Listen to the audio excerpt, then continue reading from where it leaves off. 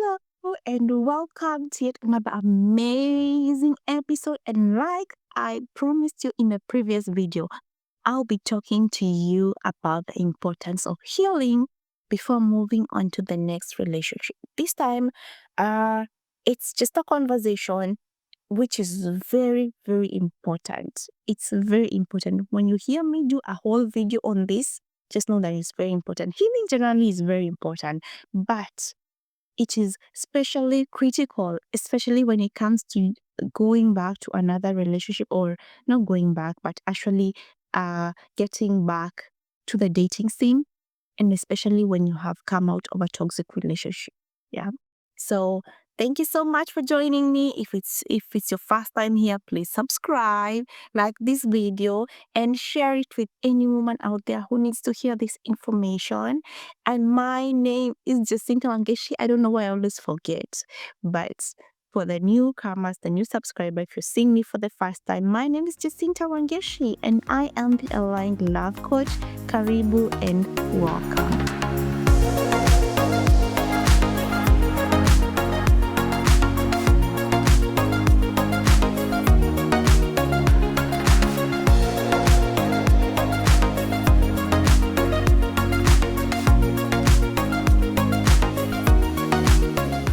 So, why is healing very important or critical in this sense? Let me tell you something. If you do not take the time to heal and you keep playing games whereby you're deciding, because I have had some people in my DMs tell me this, I will heal at the crime scene. That means moving on very fast or getting to another relationship, barely even when you're ready, or even deciding to be moving on when you're still in the relationship. I know some of us are guilty about it, all of this, but here's why you need to work on yourself or to heal before you move on to the next relationship. Most importantly, or number one, when you're able to heal or to move or to do the work, just to understand, what did I go wrong? Why did I choose the people that I'm choosing? You will be able to understand yourself better, first of all. And this information is also going to help you in identifying your next partner. That's the game changer. I really say that sometimes we are looking for something that we do not know what. If I was to ask you right now, where you're watching me from, what exactly are you looking for in a man? I usually ask that to my clients a lot.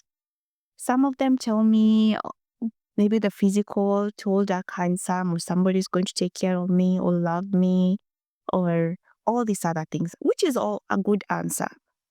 But there comes the nitty-gritties of the inside there, the things that are really a game changer. Anyone can come up with money and say that I'm going to support you. Anyone can lend you a listening ear, but later that information is used against you. So what is this thing that will make the difference? Or what do I mean by when I say that it's going to teach you something about you as well as something about your partner? Well, let me tell you about, because I do this with my clients all the time. We identify, or like when you do things like attachment. For me, I knew that I know we're not supposed to put labels on ourselves, but I do consider myself, when it comes to attachments, like a recovering anxiously attached person. I used to be anxiously attached. And if you do not really understand this, maybe, I don't know if I've done a video, but I think I've done a video on attachments. And if I've not, I might be able to do it again next time. But an attachment style is basically how you show up in relationships, right?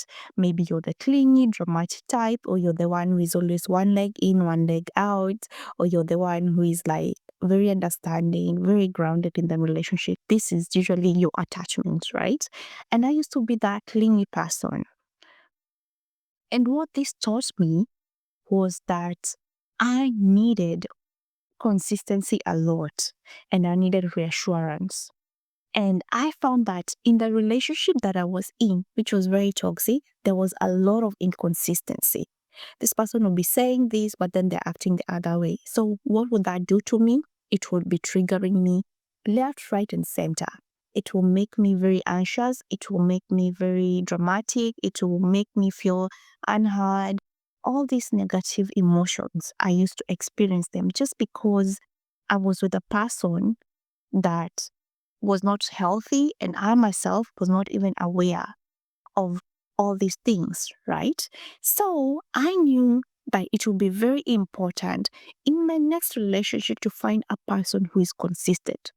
So right from dating, I will find that if somebody is inconsistent or is trying to play a game, I will not be a part of that. I will just remove myself entirely from that sort of situationship or relationship and decide this is not my person. And let me tell you, this really helped me because right now, when I'm with a healthier person, a more grounded person, I don't get as easily triggered, and still I'm able to identify even before I get to that extreme of being anxious and all that. I'm able to identify that, hey, this is a trigger, or the way this conversation is going, it's really not going to be good for me. And so I'm more aware. So this became a game changer, even in the way I was showing up during dating, and most especially in the people that I was attracting, and even the people that I have now kept in my corner. So healing here is a non-negotiable because it's going to teach you about what the kind of relationship that you want, and especially the values that you're looking for, right? Then two, it's going to help you unburden.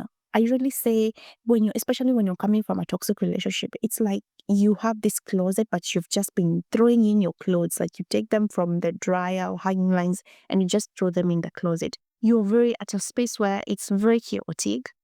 You still are have some toxic tendencies. You have a lot going on in your life. So this healing will help you to actually like take all those clothes that you have been throwing in there and slowly by slowly fold them and place them back, or just make peace with yourself, with your demons, like we usually say, that is our flaws, our faults, our toxic tendencies. But most importantly, it will help you become peaceful. And it's only when you're at a point where you're peaceful or you're at peace that you'll actually be able to attract a person who is just like that. Because at the end of the day, we only attract who we are, right? So if you're in chaos, most of the time, even check. If you're here and you've come from a toxic relationship and you've hopped into another relationship, just tell me the kind of relationship that you ended up in. Most of the time, it will be relationships that are either with people who just want to use you, or they really, they also have their own chaos and their own demons that they are fighting with. So it's very important for you to be at peace, which is the difference of where you are, especially when you're coming from the relationship, and where you want to be when you want to go back to dating, right? So you have to really make the shift. And the only way for you to shift from chaos to peace so that you can be able to attract a person who is also in the peaceful state is by you doing the healing work, right? It is going to be a game changer for you. Let me just tell you, healing is not just for a specific people or just the way they say, heal. I know some nowadays healing is misused a lot. So many people just come and say, hey, when somebody talks to you, really heal, my dear. I don't know, heal, do this or do this, do that. No, these are actually the basics. Healing is really going to help you, and especially if you're hoping to get back into a relationship, and not just any relationship, but a peaceful or a quiet or a loving relationship, right?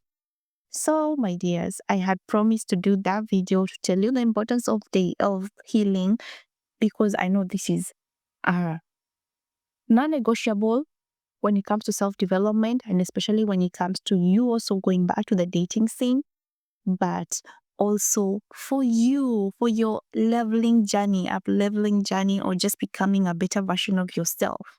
You need to do this for yourself, if not for anyone else, if not for your next partner or anybody else. It's also important, especially for your kids. Let me just say that because I'm a mom, I know it. When I was able to identify my triggers, when I was able to know how I can show up differently and not in an anxious state, the same is transferred even to my kids. When I'm anxious, it will also make them anxious, or just a bunch of other things. When you learn about, especially about attachments, you really see how parenting or especially caregiving affects the way you show up in this relationship and also the way you parent your kids. So when it comes to parenting, you really need this. It's not just about dating. So let me end this video here, and I hope that you've enjoyed it. Please let me know in the comments, what was your takeaway from this? Are you on the healing journey? Which stage are you at? It's a healing journey. Remember, it's not a destination. I myself have been on this for years, but I'm still about it. I'm still going on about it. I know some people have told me that there needs to be like an end, but I feel like it's really a journey. We're still walking, trying to become better, trying to make better decisions. So it's a lifestyle, actually, if you ask me. So where are you? Have you started, or you still waiting to say maybe next year, maybe next year? And if this is something that you would really want to work on, please DM me, comment, schedule a call with me. I know I have a link on one of the videos.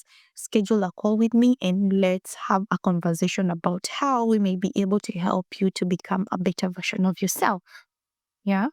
So until next time, don't forget to subscribe, like this video, and share it. And bye bye, guys.